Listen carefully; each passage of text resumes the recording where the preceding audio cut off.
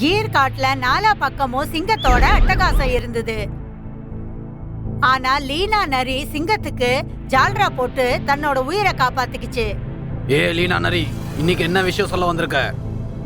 மகாராஜா, இன்னைக்கு எல்லா விலங்குகளும் சந்து சீட்டாவோட மாப்பிள்ளை அழைப்புக்கு வேற காட்டுக்கு போயிருக்காங்க. இன்னைக்கு நீங்க பட்டினி தான் இருக்கணும்னு நினைக்கிறேன். என்ன தேவையில்லாத பேச்செல்லாம் பேசிட்டு இருக்க நரிய? எனக்கு சீக்கிரமா சொல்லு, யார வேட்டையாடணும்னு. இல்லனா இன்னைக்கு உன்னையே நான் அடிச்சு சாப்பிட போறேன். சிங்கம் மிரட்டினதை கேட்டுட்டு பயந்து போன நரி வேட்டைக்கான விலங்க தேட போச்சு. கொஞ்ச தூரம் போனதும் அதுக்கு 2 ஆடுகள் கண்ணுல பட்டுது. அடே, நீங்க 2 பேரும் யாரு? உங்களை இதுக்கு முன்னாடி பார்த்ததே இல்லையே. நாங்க ராம்பூர் கிராமத்து ஆடுங்க. நடந்து நடந்து வழிய மறந்துட்டோம். தெரியாம இங்க வந்துட்டோம். தயவு செஞ்சு எங்களுக்கு ராம்பூர் வழிய காட்டுங்க. உங்களுக்கு புண்ணியமா போகும். நரி யோசிச்சது 2 பேருக்கும் வழி காட்டுற சாக்கல சிங்கத்துக்கிட்ட கூட்டிட்டு போய் விட்டுறலான்னு. சிங்கம் இவங்களை அடிச்சு சாப்பிட்டுடும். அப்புறம் என்னோட உயிர் தப்பிச்சிடும். தாங்க சாக போறோம்னு தெரியாம ஆடுகள் 2ம் நரி மேல நம்பிக்கை வச்சு அது கூட போக ஆரம்பிச்சது. கொஞ்ச தூரம் போனதும் லீனா நரி 2 ஆடையும் கூட்டிக்கிட்டு சிங்கத்துக்கிட்ட போகுது.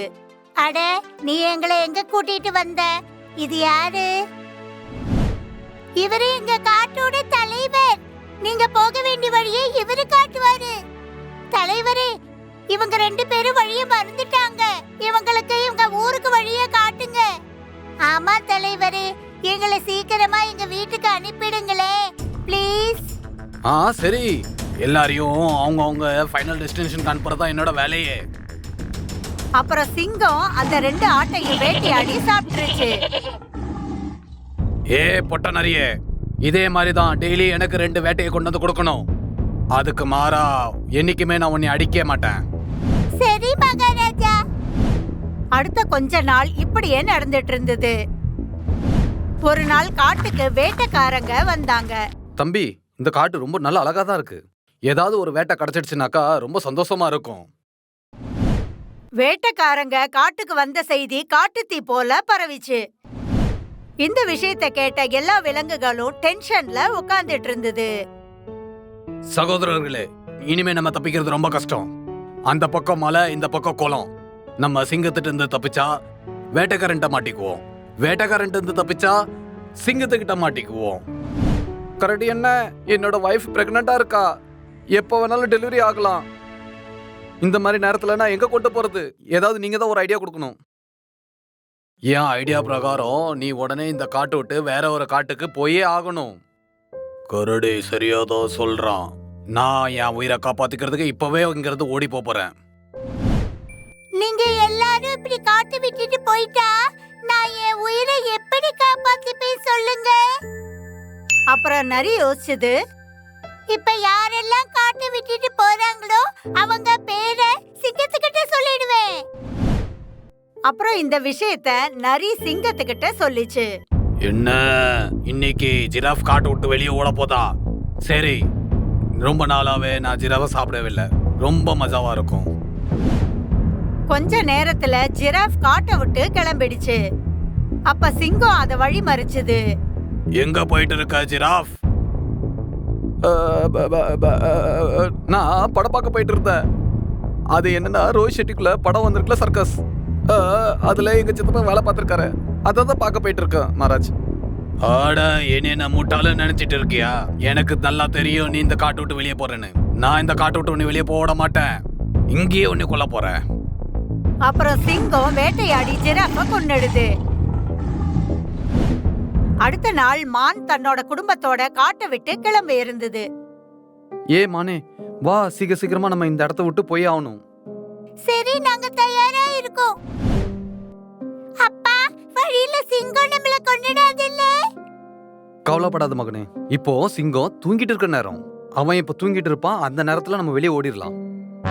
மரத்துக்கு பின்னால ஒளிஞ்சிட்டு இருக்கிற நரி இத கேட்டு சிங்கத்துக்கிட்ட சொல்ல கிளம்பிச்சு. மகாராஜா, இன்னைக்கு உங்களுக்கு லாட்டரி அடிக்க போகுது. சுத்தி வலிச்செல்லாம் பேசாத. சீக்கிரமா சொல்லு, யாரை இன்னைக்கு வேட்டையாடணும்னு. இன்னைக்கு மான் தன்னோட கர்ப்பவதி மனைவி மற்றும் குழந்தையோட காட்டு விட்டு போக போகுது. அப்படியா? அப்போ நான் இன்னைக்கு பெண்மானை தான் அடிக்க போறேன். அது வயித்துக்குள்ள இருக்க குட்டியை சாப்பிடுறதுக்கு ரொம்ப ருசியா இருக்கும். மறுபுறம் மான் தன்னோட குடும்பத்தோட அடுத்த காட்டுக்கு போக கிளம்பிடுச்சு. அடுத்த பக்கம் வேட்டைக்காரர்கள் வேட்டையாட தயாரா இருந்தாங்க. நடந்து நடந்து பெண்மானுக்கு வயிறு வலிக்க ஆரம்பிச்சது.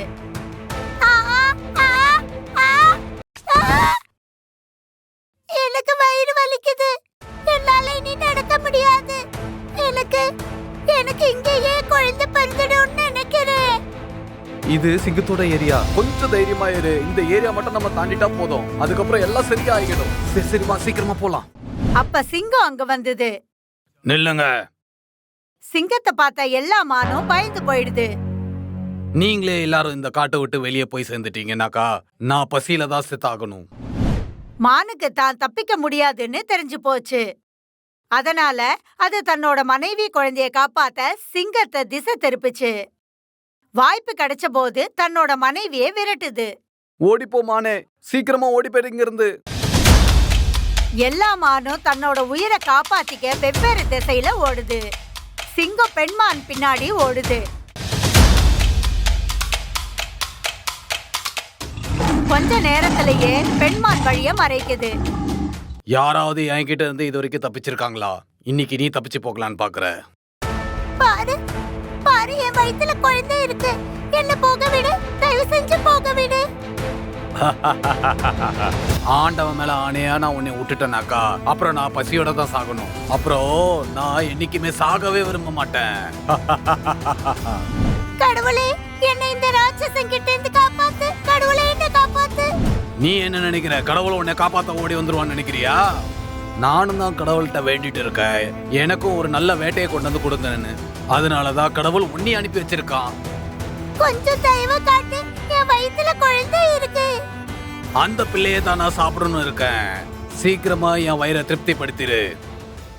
சிங்கம் பெண்மான வேட்டையாட முன்னுக்கு வரும்போது அப்ப ஆண்மான் சிங்கத்து கூட சண்டை போடுது. கீழே விழுந்ததும் அதுக்கு கோபம் வந்துடுச்சு. உனக்கு இவ்வளவு தைரியமா என்கிட்டே மோதி பாக்குற? என் மனைவியை காப்பாத்துறதுக்காக நான் என்ன வேணாலும் செய்ய முடியும். யமராஜ் கிட்டே நான் சண்டை போட முடியும். மானே, ஓடி போயிரு இங்க இருந்து. நான் இவனை பாத்துக்கிறேன். ஆனா இந்த நிலைமையில உங்களை விட்டுட்டு நான் எப்படி போகட்டும்? இப்ப பேசுறதுக்கு டைம் இல்ல. என் மேல சத்தியமா நீ இங்க இருந்து ஓடி போயிரு. பெண்மான் அங்கேருந்து ஓடிடுது. சிங்கம் கோபத்துல கண்ணு செவக்க ஆண்மான வேட்டையாடி கொன்னுடுது. அப்ப நரி அங்க வந்தது. சிங்கராஜா, சிங்கராஜா, நான் உங்க கையாள் இல்லையா? மஸ்காலா அடிக்காத. வேலை என்னன்னு சொல்லு. முதல்ல நீங்க மானை சாப்பிட்டு உங்க பசிய போக்கிக்கங்க. கொஞ்சம் எனக்கும் வைங்க. நான் ரொம்ப நாளா மான் சாப்பிடவே இல்ல. என் பேச்ச கேளு. நீ இந்த மானை நீ சாப்பிட்டுக்கோ. நான் அங்க போய் அந்த பிரெக்னன்ட் உள்ள மானை தான் அடிச்சு சாப்பிட போறேன். இப்படி சொல்லிட்டு சிங்கம் பெண்மான தேடி போகுது. வேட்டைக்காரர்கள் மரத்துக்கு பின்னாடி துப்பாக்கியோட நின்னுகிட்டு இருந்தாங்க. பெண்மான் ஓடி ஓடி ரொம்ப சோர்ந்து போச்சு. அப்ப சிங்கம் அங்க வந்தது. நீ என்ன நினைச்சிட்டு இருக்க? நீ என்கிட்ட இருந்து தப்பிச்சிருவேனா? என்கிட்ட இருந்து உன் புருஷனாலே தப்பிக்க முடியல. நீ என்கிட்ட இருந்து எப்படி தப்பிக்க முடியும்? அப்ப நீ என் கணவரை கொன்னிட்டியா? ஆமா, நான் அதோட பணத்தை நரிட்ட கொடுத்துட்டு வந்துட்டேன். நீ ராஜா இல்ல, ராஜாங்கிற பேர்ல இருக்கிற ராட்சசன். இந்த காட்டுக்கு உன்னால கலங்கம். உன்னை கடவுள் என்னைக்குமே மன்னிக்க மாட்டாரு. உனக்கு உன் கடவுள் மேல ரொம்ப நம்பிக்கை இருக்குல்ல? இப்ப கூப்பிடு, அவரே உன்னை காப்பாத்துட்டோம். கடவுளே, ஏதாவது அதிசயம் பண்ணுங்க. இந்த ராட்சச கிட்ட இருந்து என்ன காப்பாத்துங்க. பெண்மான் தன்னோட உயிரை காப்பாத்திக்க ஓடுது. அப்ப வேட்டைக்காரர்கள் பெண்மான் ஓடுறத பாக்குறாங்க. மகேஷ், அந்த மான் மேல கரெக்டா குறி வை. வேட்டைக்காரன் மான குறி வைக்கிறான். அப்ப வானத்துல இடி இடிக்குது, மின்னல் மின்னுது. கடவுளே, என்ன காப்பாத்து, என்ன காப்பாத்து. பெண்மான பார்த்து குறி வச்ச வேட்டைக்காரன் சுடுறான். அடுத்த பக்கம் சிங்கம் மான் மேல பாயுது. அந்த சமயம் மானுக்கு கால்ல அடிபட்டுடுது. அது கீழே விழுந்துடுது. வேட்டைக்காரன் குண்டு சிங்கத்து மேல பட்டுடுது. சிங்கராஜா அங்கேயே இறந்துடுது. அப்ப வேட்டைக்காரன் மான் கிட்ட வந்து சொல்றான், நீ ரொம்ப அதிர்ஷ்டசாலி. நீ சிங்கத்திட்ட இருந்து தப்பிச்சுக்கிட்ட. ஆனா உன்னோட பிரச்சனை என்னன்னா எங்க கிட்ட இருந்து தப்பிக்க முடியாது. கடவுளே, என்னை காப்பாத்து, என்னை காப்பாத்து கடவுளே. உன்னோட கடவுளோட என்னோட சைத்தான் ரொம்ப பெரிய ஆளு. இப்ப பாரு, இப்ப நான் உன்னை கொல்ல போறேன். உன் கடவுளால என்னைய ஒண்ணுமே பண்ண முடியாது. வேட்டைக்காரன் மான நோக்கி குறி வச்சு சுடத்தான் இருந்தான். அப்ப வானத்துல இருந்து மின்னல் அவங்க மேல விழுது. நிமிஷத்துல அவங்க கீழே விழுந்துடுறாங்க. கடவுளே, கடவுளே, உனக்கு கோடி கோடி நன்றி. என்ன அவங்க கிட்ட இருந்து காப்பாத்திட்டீங்க.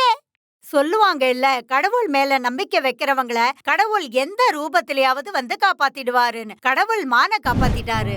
கர்ப்பமா இருந்த பெண்மானுக்கு ஆண் குழந்தை பிறந்தது. மான் குடும்பத்தோட அந்த காட்டுல சந்தோஷமா வாழ ஆரம்பிச்சது. உங்களுக்கு இந்த வீடியோ ரொம்ப பிடிச்சிருந்ததுனாக்கா ப்ளீஸ் எங்க சேனலுக்கு சப்ஸ்கிரைப் பண்ணுங்க. அப்புறம் லைக்கும் ஷேரும் பண்றதுக்கு மறந்துடாதீங்க.